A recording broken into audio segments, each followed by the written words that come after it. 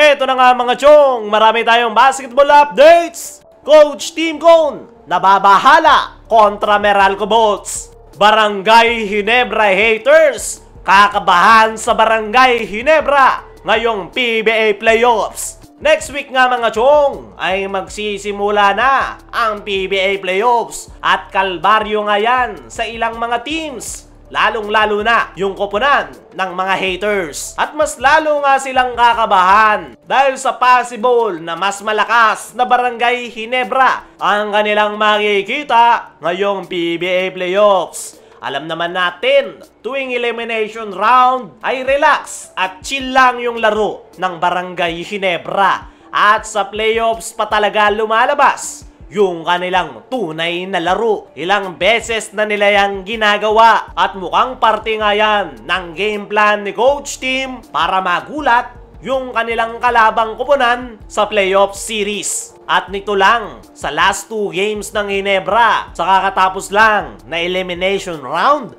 ay napakaganda ng kanilang ipinakitang performance. Pasilip pa nga lang yan sa kanilang tunay na laro. Actually, napilitan nga lang dyan ang Barangay Ginebra dahil kinailangan nilang ipanalo yung kanilang huling laro para makaiwas sa twice to win disadvantage. Pasilip pa nga lang yung kanilang ginawa pero napakalayo sa kanilang ipinapakitang usual performance nitong elimination round. Ayon nga sa ating mga trusted source ay sa paparting na quarterfinals ay ang unang pagkakataon na makikita natin yung tunay na laro ng koponan ni Coach Team Cone.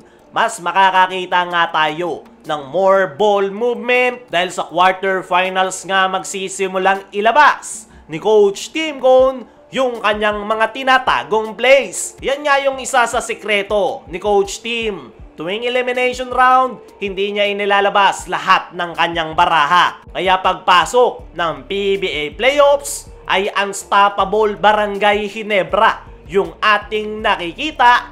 Tuloy-tuloy yung kanilang performance dahil walang idea yung kanilang kalaban na koponan kung anong mga plays at sino yung kinakailangan nilang depensahan. Ang maganda pa sa Barangay Ginebra ay nakuha na ng mga bago nilang mga players yung kanilang sistema na triangle offense. Gaya na lang nitong si RJ Abarrientos. Last conference ay maganda na yung kanyang ipinakita kahit pa naninibago pa ito sa sistemang ginagamit ng Barangay Ginebra. At ngayong conference ay mas lalong gaganda yung ipapakita nitong si RJ dahil mas malawak na nga ngayon yung kanyang knowledge sa triangle offense. Ganun rin itong si Troy Rosario. Mabilis nga itong nakapag-adapt sa triangle at alam na nga niya yung kanyang role sa kanyang koponan. Bukod dyan ay nakakabuo na rin sila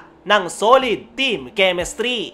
Isa yan sa pinaka-importanteng formula para sa isang koponan para mapatakbo ng maayos yung kanilang opensa. At una nga natin yung makikita sa paparting na Game 1 quarterfinals kontra Meralco Bolts. Isa rin sa kabang-abang sa ipapakita ng Ginebra ngayong playoffs ay itong si Justin Brownlee. More motivated nga itong si Brownlee matapos siyang kapusin last conference. At mukhang ito nga yung kanyang magiging redemption time. Dumako naman tayo dito sa kabilang balita. Coach Team Cone, nababahala kontra Meralco Bolts. Matapos talunin ng Barangay Ginebra ang Meralco Bolts sa kanilang huling laro ngayong elimination round, ay nababahala nga itong si Coach Team Cone sa paparating na quarterfinals dahil ine-expect nga nito na mas magiging mahirap yung kanilang matchup kontra Meralco Bolts. Ayon nga mismo kay Coach Team ay very obvious nga raw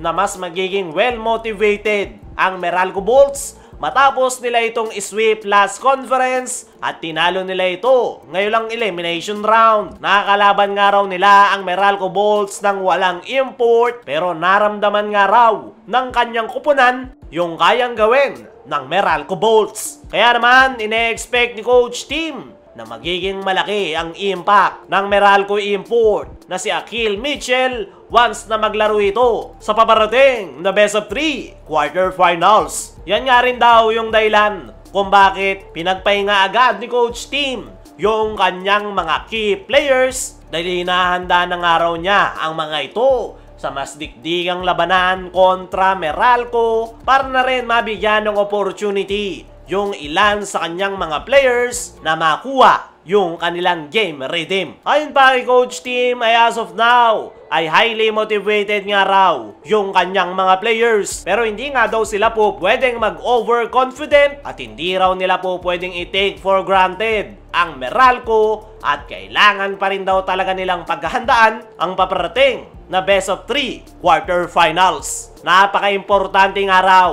ng paparating na Game 1 dahil napakaikli lang ng series at kung sino nga raw yung makakakuha ng panalo ay malaki yung chance na makapag-a-advance na sa semifinals. Kaya naman ipinapangako nitong si Coach Tim na all-out performance ang ipapakita ng kanyang koponan na Barangay Ginebra sa darating na Game 1. Kaya mga chong, ano ang masasabi nyo ngayong nababahala si Coach Tim kontra Meralco? Ano rin yung masasabi nyo? Ngayong makikita na natin ang full potential ng Ginebra. I-comment mo lang dyan sa ibaba.